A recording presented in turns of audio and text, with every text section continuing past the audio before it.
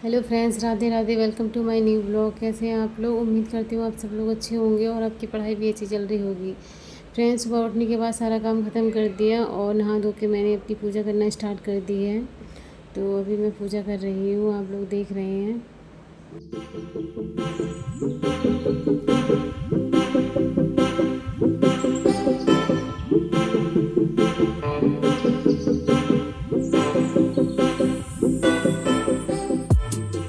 पूजा मैंने कर ली है फ्रेंड्स। अब मैं जाती हूँ किचन की तरफ और उसके बाद मैं अपना ब्रेकफास्ट रेडी करूँगी। तो फ्रेंड्स, मैंने आज ब्रेड और चाय रेडी कर ली है नाश्ते के लिए। तो सबसे पहले बजरंगबली को चाय पिला दो, ब्रेड खिला दो, उसके बाद मैं खुद भी चाय पीऊँगी।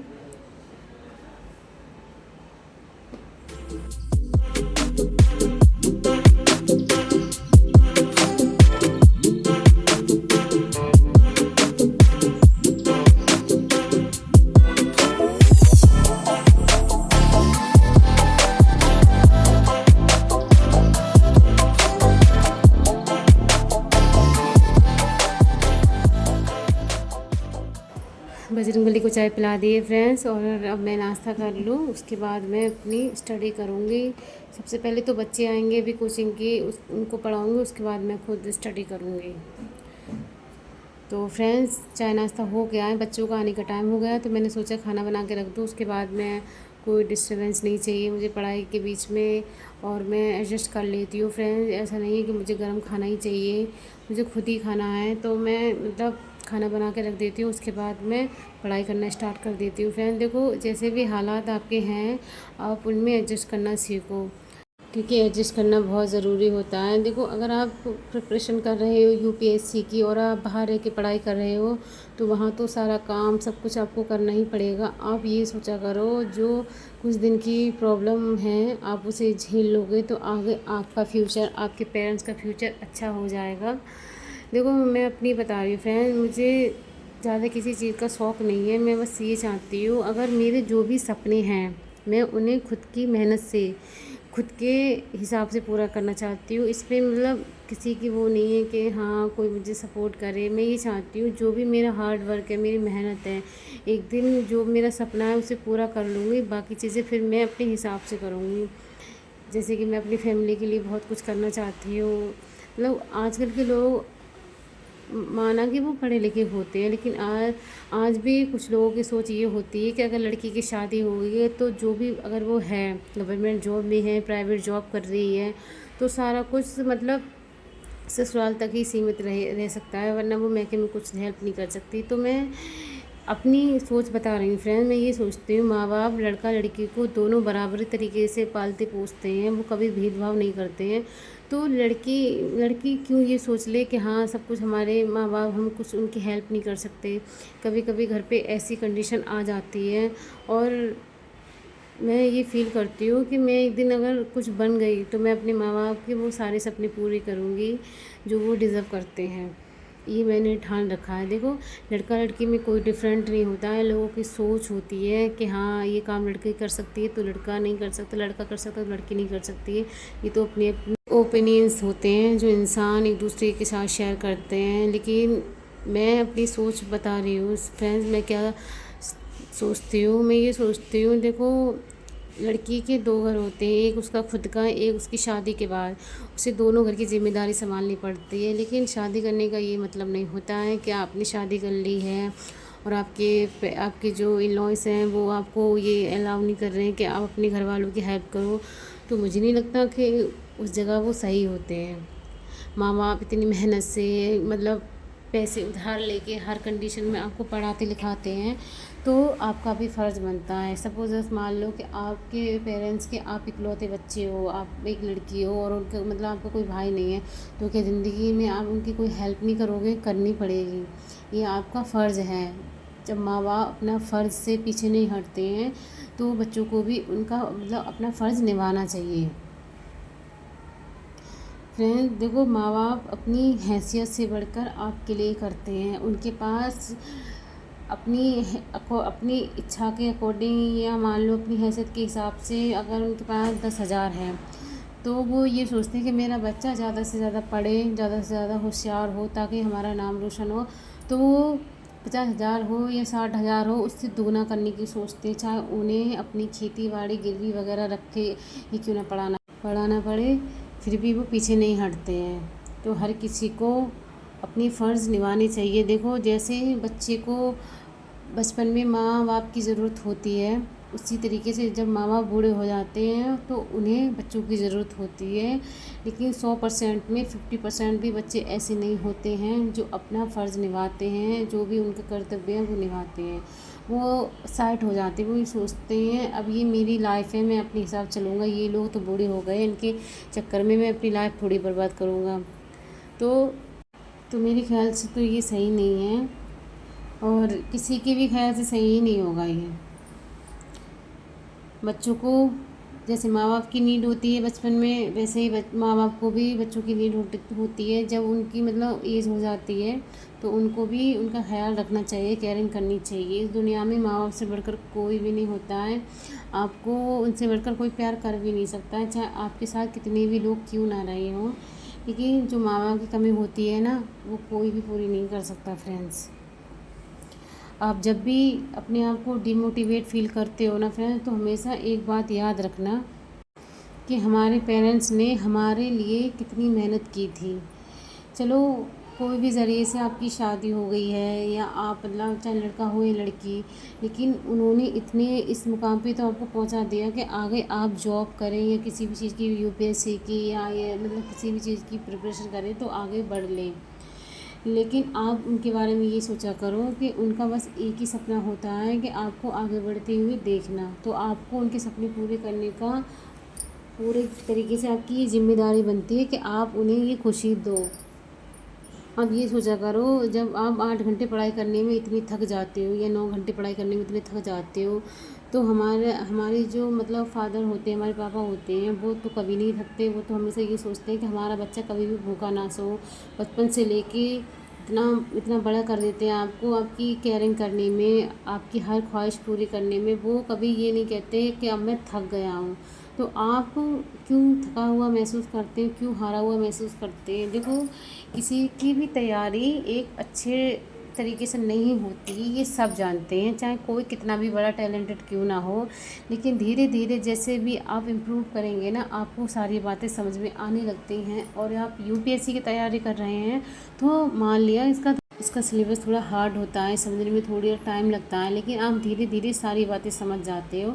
इसलिए भी किसी भी फील्ड में जाने से पहले हार मत मानो। चाहे आपका ड्रीम कोई भी हो, चाहे आपने अपनी ज़िंदगी में कोई भी गोल देखा हो कि आप इसको पूरा करेंगे, जाने से पहले या एग्ज़ाम देने से पहले अपने आप को इतना कमज़ोर मत समझो जितने आप हो नहीं। देखो हर वो इंसान सब कुछ कर सकता है अगर वो एजुकेटेड है, अगर वो पढ़ा लिखा है।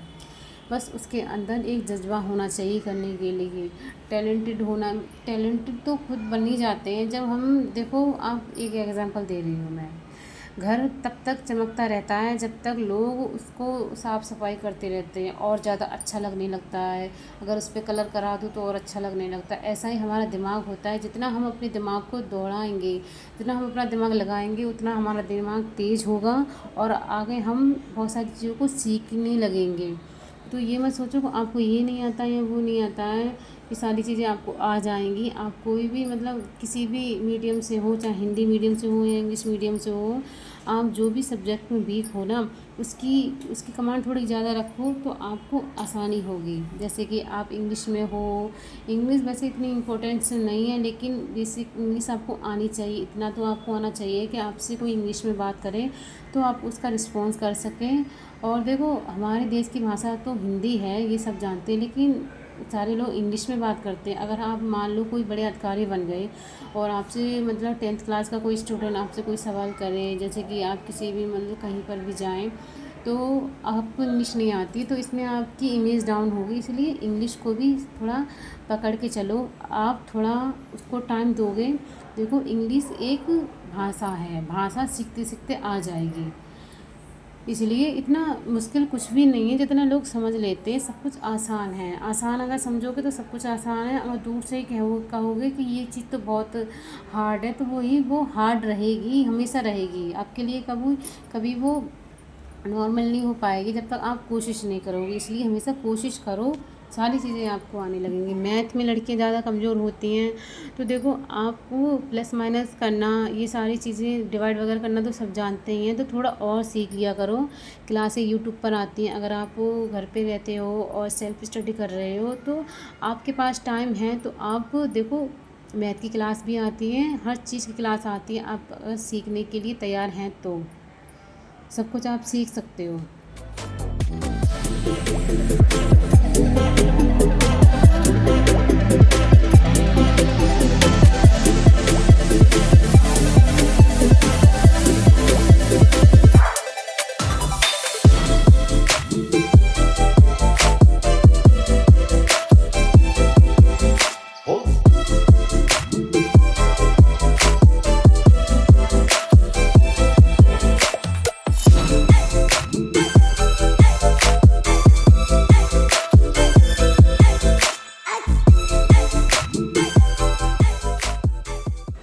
आज मैंने डिसाइड किया है कि ये भारत का स्वतंत्रता संघर्ष है, इसमें मैं 20 चैप्टर कंप्लीट करूँगी। और आज से मैंने 16वां चैप्टर पढ़ना स्टार्ट किया था फ्रेंड्स। तो मैंने सोचा 4 चैप्टर तो मैं कंप्लीट करूँगी, तो मैं यही सोच के चल रही थी। तो मैंने 18 तक तो कंप्लीट कर लिए हैं फ्रेंड्स, और 2 चैप्टर और रह गए हैं, उन्हीं में आज थोड़ा लेट तक पढ़ूँगी और उसे पूरा करके ही रहूँगी अपना टारगेट। तो जैसे कि ये थोड़ी लेंदी बुक है, इसको पढ़ने में टाइम लग रहा है, और चैप्टर जब ज़्यादा बड़े लगते हैं ना तो थोड़ा सा अजीब सा फील होने लगता है, तो मैं थोड़ा वॉक करके पढ़ने लगती हूँ फ्रेंड, जिससे कि माइंड फ्रेश हो जाए।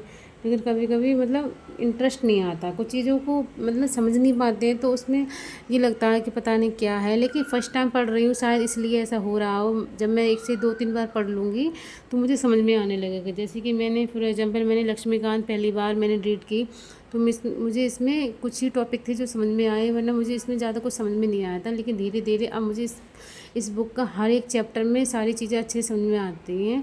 देखो कोई भी बुक हो, या एनसीईआरटी हो, या लक्ष्मीकांत, या स्पेक्ट्रम, उसमें हर चीज़ इम्पोर्टेंट तो नहीं होती है। जो टॉपिक, जो मेन टॉपिक होते हैं, आप उनको हाईलाइट किया करो, ताकि अगर आप नोट्स नहीं रीड कर रहे हो तो जब भी आप रिवीजन करने बैठो तो बस वही चीज़ें आप रीड करो जो आपने हाईलाइट कर रखी हैं।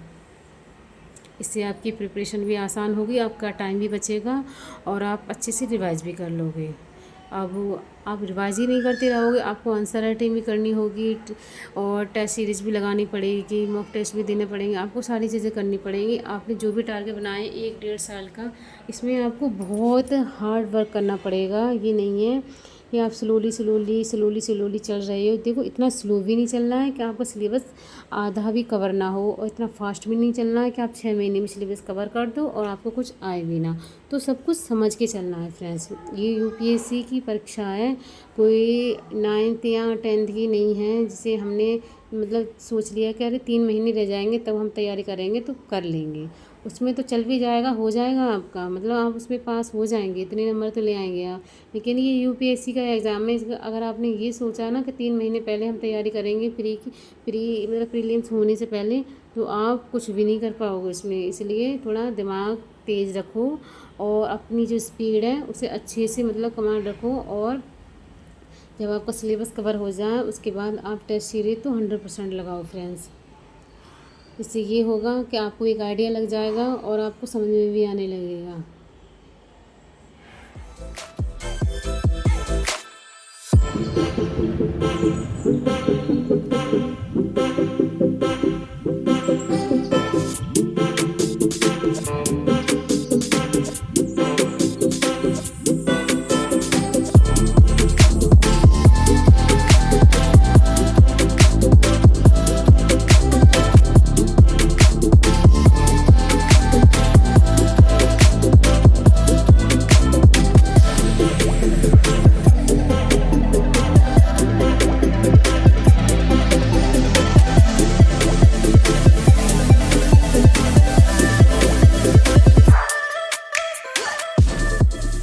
कल रात में बारिश बहुत हुई थी फ्रेंड्स, और लाइट भी बहुत ड्रामा कर रही थी, इसलिए मेरा टारगेट पूरा नहीं हो पाया।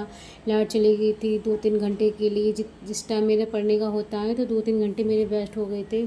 और ऐसे ही 12:30 के समथिंग लाइट आई हुई थी यहाँ पर, तो उस टाइम तक मुझे काफ़ी नींद भी आने लगी थी। बैठे बैठे मैं बाहर बैठ गई थी, बारिश इतनी तेज़ हो रही थी जिसका कोई जवाब नहीं, इसलिए मेरा कल टारगेट पूरा नहीं हो पाया। इसलिए अभी आज मैंने स्टार्टिंग की है, ये बुक मैंने 16वें चैप्टर से की है। तो आज मैंने सोचा कि इसके 4 चैप्टर तो मुझे कंप्लीट कर लूँगी, ताकि 20 चैप्टर आराम से हो जाएं, और उसमें 20 ही रह जाएंगे शायद, हाँ 20 ही रह जाएंगे इसमें। फ्रेंड देखो, थोड़ा आप अपनी स्पीड को बढ़ाओ और अच्छे से पढ़ो, बिल्कुल भी डिमोटिवेट फील मत करो, बस पढ़ते रहो। फ्रेंड्स, मैं अपने ब्लॉग को यहीं पे समाप्त करती हूँ। अगर आपको मेरा ब्लॉग अच्छा लगा हो तो प्लीज़ मेरी वीडियो को लाइक करें एंड चैनल को सब्सक्राइब करें। अब हम मिलते हैं अपने अगले ब्लॉग में, तब तक आप अपना ध्यान रखना और अपनी पढ़ाई अच्छे से करते रहना। बाय।